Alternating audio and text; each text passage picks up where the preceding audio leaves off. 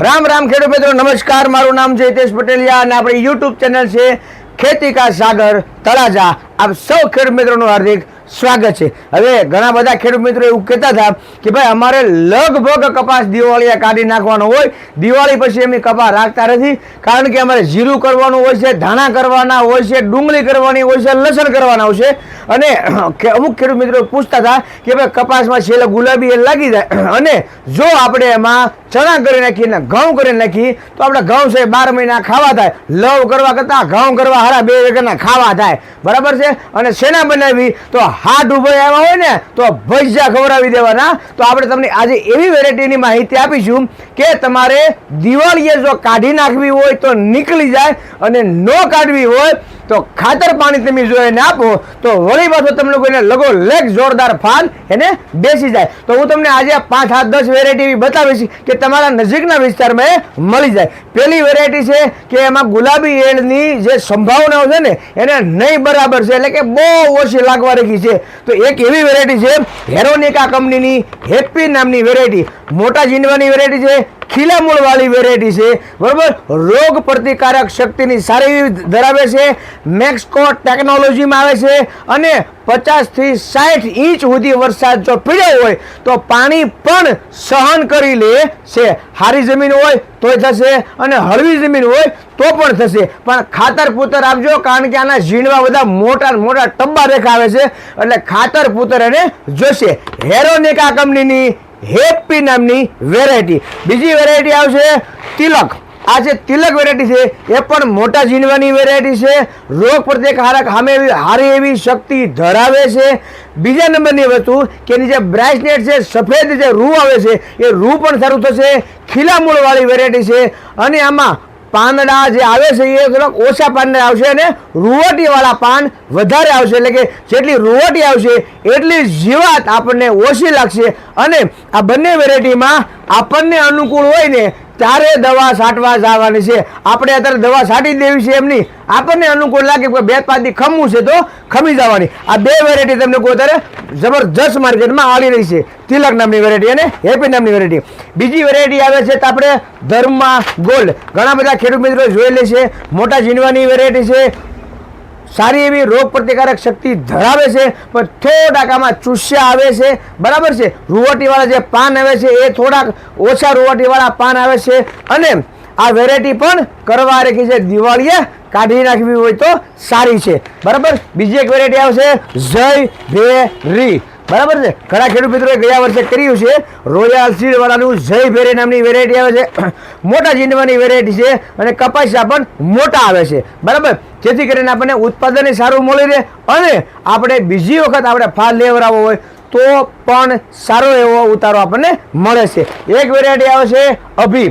અભી પણ સારામાં સારી વેરાયટી છે, મોટા જીંડવાની વેરાયટી છે, નજીક એના જીંડવા પણ બેસી જાય છે અને વેરાયટી કરવા રાખી છે, ફૂટ હવા ફૂટે એનો કપાસ્યું તમારે સોંપી દેવાનો છે। આ બધી વેરાયટી જે બતાવું છું એ દિવાળીએ વેરાયટી નીકળી જાય। પ્લેટિનમ વેરાયટી છે વેદાવાળાનું, બરોબર, આ પણ વેરાયટી સારી છે, ઓછું પાણી હોય અથવા બિનપિયત હોય તો પણ આપણે કરી શકીએ છીએ, બરાબર। આ પણ વેરાયટી સારી છે, કાળી જમીન હોય તો ફાડી નાખે એવી થાય, પણ આપણી પાસે જે જમીન હોય આપણે એમાં ચોપવાની હોય વેરાયટી, એટલે એમાં પણ આ વેરાયટી સારી છે। એક વેરાયટી આવશે અજીતની, જે ખેડૂત મિત્રોને મધ્યમ પિયત છે અથવા બિન પિયત છે તો અજીત નામની વેરાયટી 111 નંબરની વેરાયટી છે, સારામાં સારી વેરાયટી છે, મધ્યમ કદનું ઝીણું થાય છે, 5 પેશીના પણ 15-20% ઝીણવા આવે છે અને જો આમાં ફાલની દવા નાખવામાં આવે ડોક્ટર પ્લાન્ટ વાળાનું બ્લુબેરી, બરાબર છે, તો તમને કોઈ કપાસ ભાંગવાની શક્યતા રહે, કારણ કે બ્લુબેરી નાખીએ ને આપણે આવડા બ્લુબેરી તો તમને કહું ફાલ એટલો બધો બેસી જાય કે નહીં, પાંદડા કરતા સાપ પણ ઝીંડવા વધી જાય,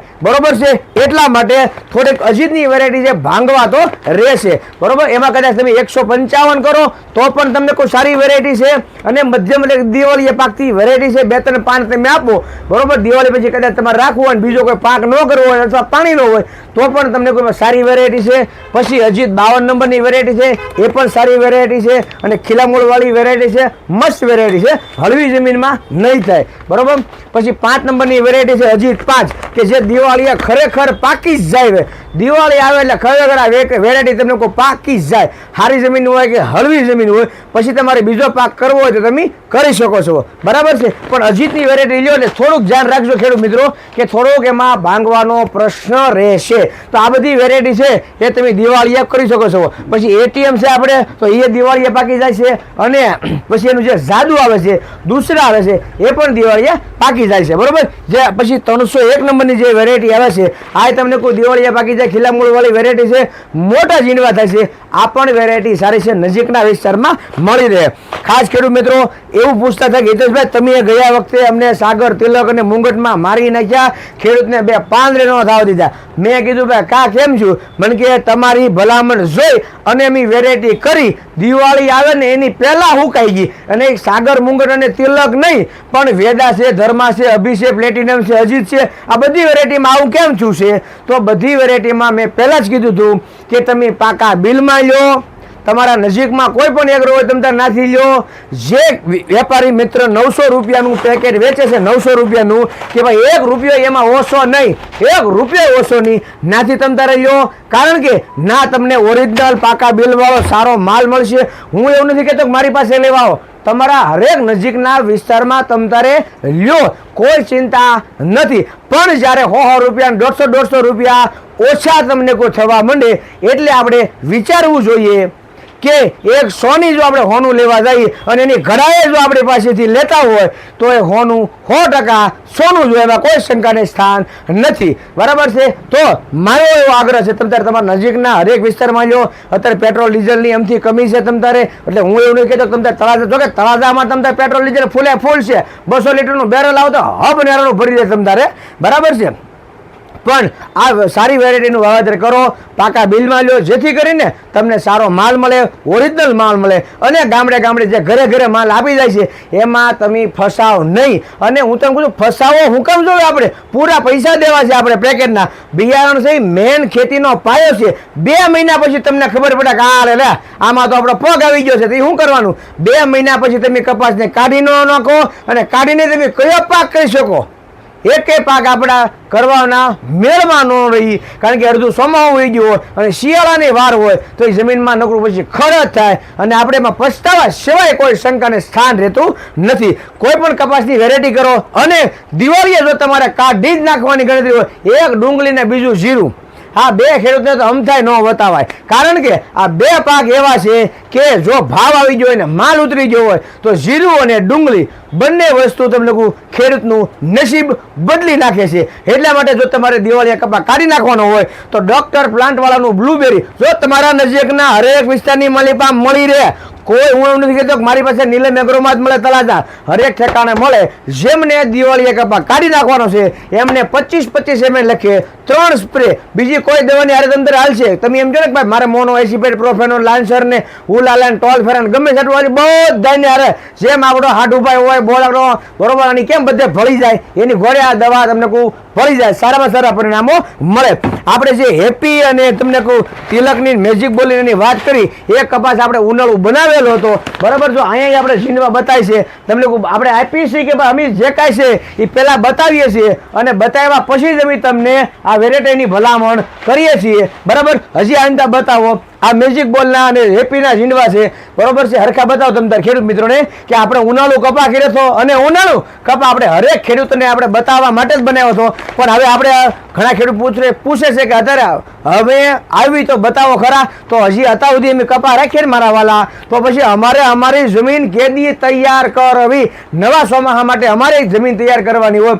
એટલે અમે 15-20 દિવસ અમે પાણી પાતા નથી તમને કહું. અને ઉનાળુ કપા કર્યો ને એમાંય 2 વાર વીણી લીધી તમને કહું. ઘણા ખેડૂત મિત્રો પૂછે છે કે અમારે 8-8, 10-10 મણ તો માંડ થાય છે, એટલે આટલો તમે ઉનાળે તમને કોઈ બળબડાવી નાખ્યો, જબા સગડી બોલાવી દીધી. તો ખાસ ખેડૂત મિત્રો સારું બિયારણ હોય તો તમને એમાં સારા પરિણામો મળે જ તે. હવે જે ખેડૂત મિત્રો બહાર ગામથી આવ્યા હતા અને એમના તમને કોઈ કપાસ લઈ ગયા છે અને 2 દિવસ બહુ ફોન આવે છે કે હિતેશભાઈ એક તો તમે વિડીયો નથી બનાવતા અને બીજા નંબરમાં તમે જે મજા મસ્તી કરાવતા હતા એ બંધ કરાવી. અને નામે પાછા બોલતા નથી. અરે આ ઘરે બાયુને પાડોશીને બધાની કહીને એવા હતા કે અમારું નામ વિડીયોની માલિકા આવશે.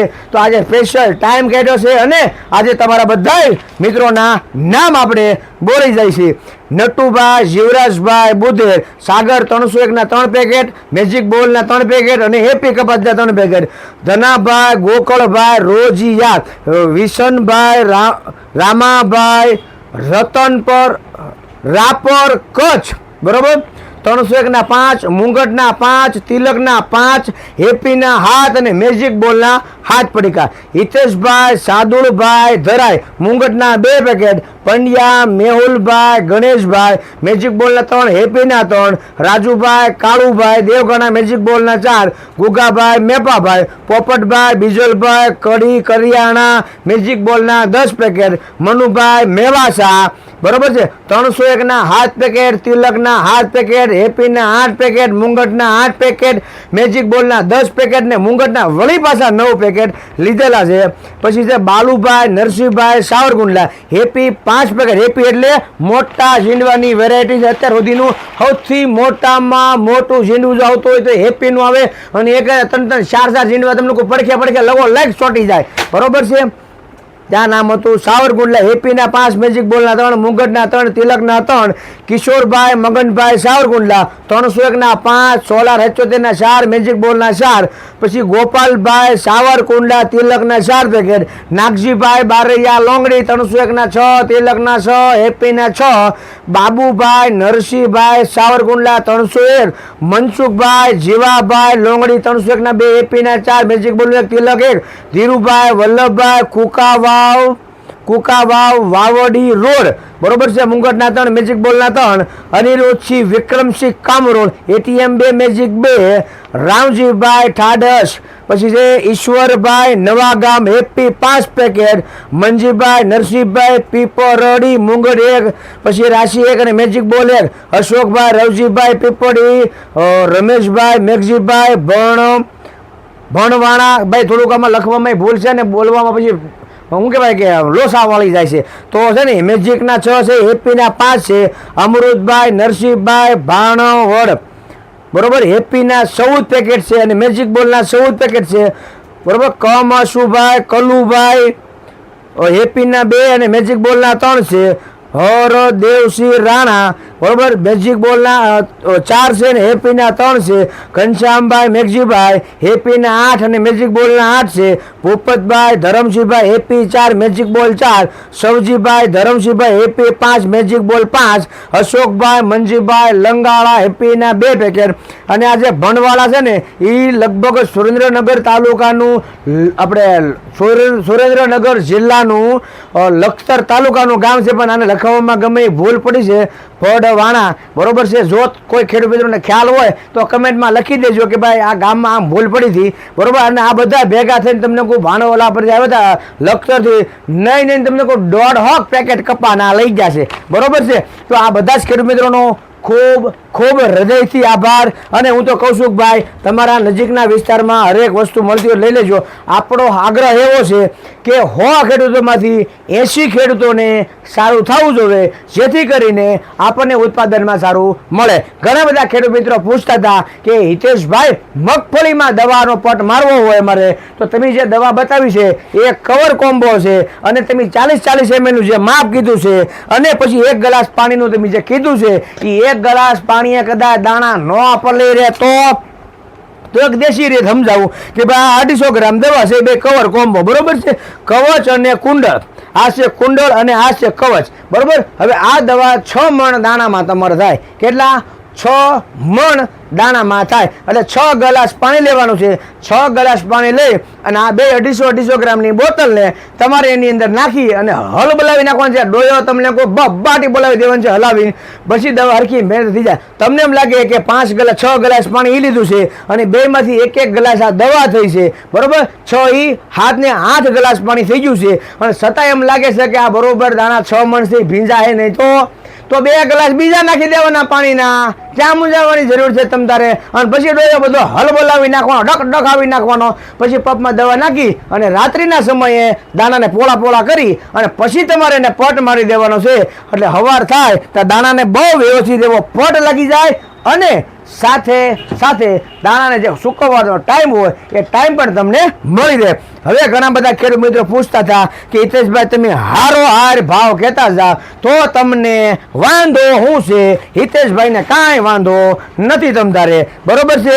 તો આપણે તમતારે આનો હારો ભાવ કીધી કે ભાઈ 500 ગ્રામ છે એ તમારે 12-13 મણ દાણામાં થશે અને 2250 રૂપિયામાં બંને બોટલ આવશે.